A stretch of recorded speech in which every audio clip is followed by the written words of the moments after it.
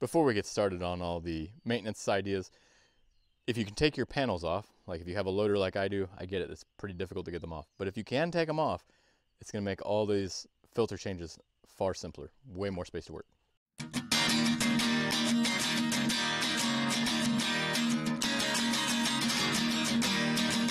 All right, welcome back to the channel. You can see behind me, we have our 8030 Allis Chalmers in the shop, and it's just due for normal services. So every 100 hours, we change the oil.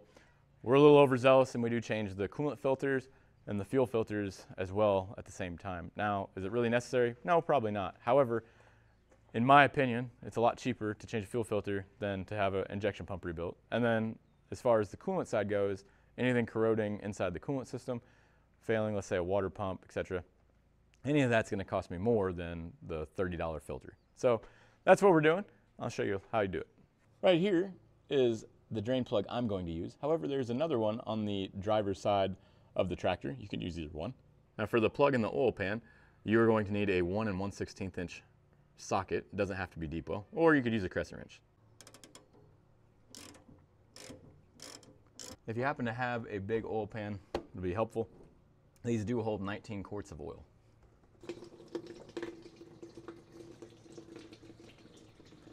Just like that, got her out. We'll let that drain.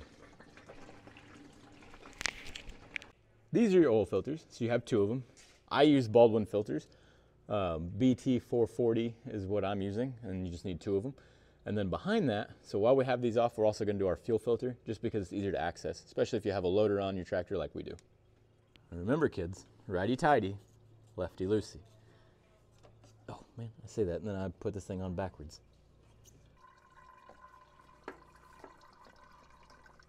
All right, we're going to let that drain for, I don't know, probably about 30 minutes. Mainly because I don't have anything else pressing to do. All right, so I moved the camera up, hoping that it'd make it easier for you guys to see, but I'm still probably blocking you. Same concept, get that loosened up. Now this one is your fuel filter.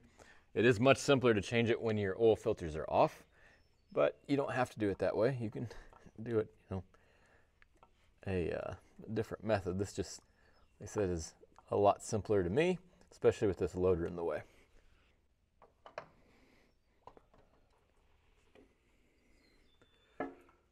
Spilled a little bit, but not.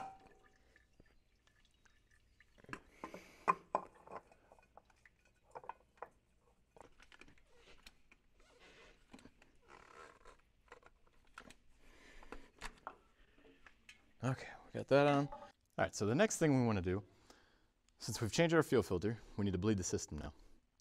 What we're going to do is we're going to take this 11/16 bolt out. Ow. Now I've already loosened mine, so that's why mine is finger tight and I can just take it out.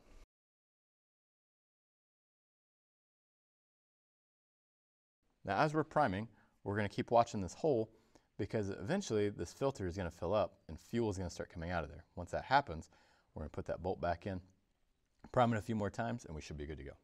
I just figured that I would be a nice guy and go back and count on the video how many pumps it took. On the little primer there, it took 107 pumps to get fuel to the top where that bleeder screw or that bleeder bolt was. That's how many it took on my tractor. I assume yours are probably the same, and that's full, like actual strokes all the way up, all the way down. Have fun. So as I do this, I can feel the air coming up every time I pump it. Whoops. There we go. Time to put our bolt back in. Now I'm not going to put my bolt in all the way. I'm going to put it in a little bit so I can push more of that air out. So I'm going to put it in to where the threads are mostly gone, but obviously hand tight, air is still going to be able to push past there. And we're going to keep doing that until we get all that air out of our system. Primer a couple more times and see if you hear any air.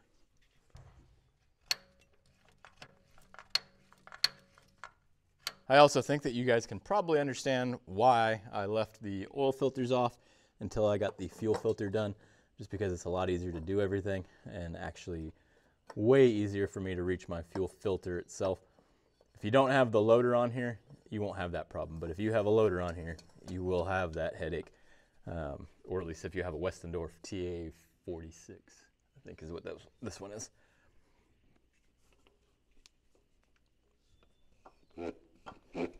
We're working on the opposite side of the engine now. We're on the driver's side, and there's a coolant filter over here. It's the only thing on this side to change. Obviously, while we got everything off and all these panels off, we do look at it and make sure that you know, nothing's obvious. So like say a leak on the valve cover or something of that nature. But on this side, the coolant filter is pretty simple to get to. And the part number for it, again, Baldwin filter, it is a Bravo Whiskey 5137. Now I mentioned all these Baldwin filter numbers. You don't have to use those. You can use any filter you want. But if I give you this Baldwin filter number, you can cross-reference it if you go to your local Napa or other auto parts store, wherever you want to go. So hopefully this is helpful for you. Let's get this changed.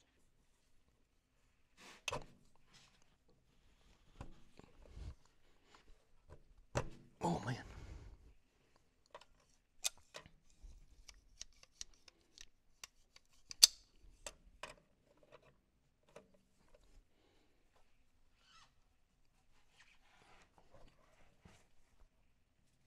Oh, it's starting to go.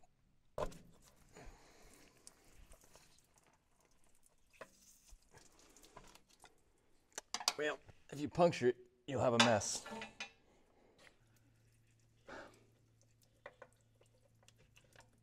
One key note that yours truly forgot to tell you. This valve right here needs to be closed, and this one up here on top. If you don't close those, you will have a mess just like I did. I cannot believe I forgot that, but I did.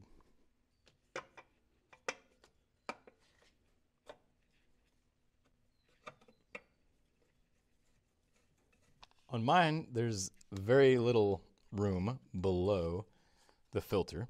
So what I'm going to do is I'm going to take this rubber filter strap, I'm going to feed it back here, and then I'll feed it the rest of the way under. Maybe.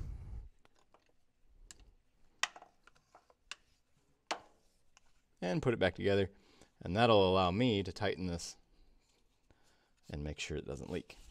You get that on there just like so, and then you're good to go. I've already tightened this. I forgot to show you guys while I was doing it.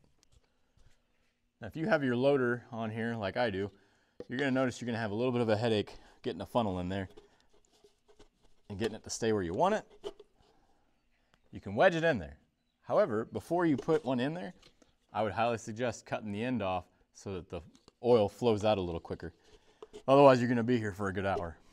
Maybe not an hour, but it'll be a while. All right, what I highly recommend is the funnel like I showed you, and then I also would recommend one of these. You can take the spout off of most of them. That's what I've done, and this tractor is going to take 19 quarts. So what I've done is I've filled this twice already with 8 quarts to give me 16, and now I've got 3 quarts in here, and that'll polish it off, and we'd be ready to fire her up.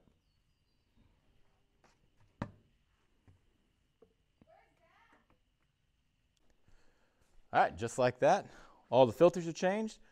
We're good to go. Another 100 hours, here we come. Just got to clean up our mess, put our side panels back on. Like I mentioned at the beginning of the video, if you don't take the side panels off, you can still obviously get all this done. It is far simpler though with the side panels off. The other thing is that I'm going to wash this tractor before I put all the side panels back on, just because it's been a while. It's been over a year since it had a really good bath.